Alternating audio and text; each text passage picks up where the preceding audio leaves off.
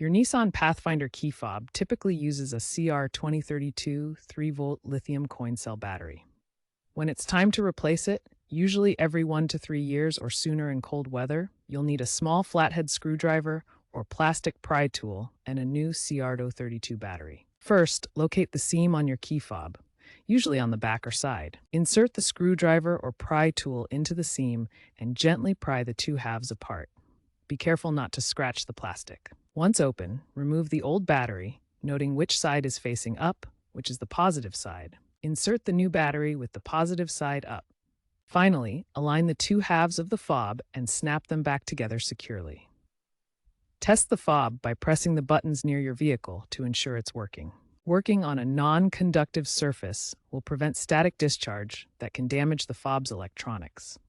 Remember to dispose of the old battery responsibly. While battery replacement is straightforward, cold weather and frequent use can shorten battery life.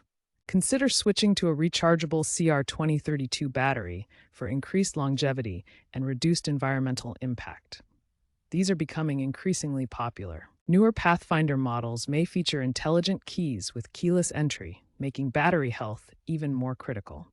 Keep an eye out for firmware updates from Nissan, as some updates optimize power management to extend battery life. In the future, expect trends towards battery-free key fobs using technologies like low-power Bluetooth and NFC, potentially eliminating the need for battery replacements altogether.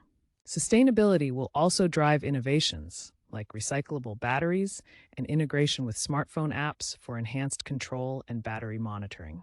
By 2030, experts predict half of new vehicles will adopt passive entry systems that harvest energy, meaning no battery will be needed. Replacing the battery yourself can save you $70 to $120 you would spend at a dealer.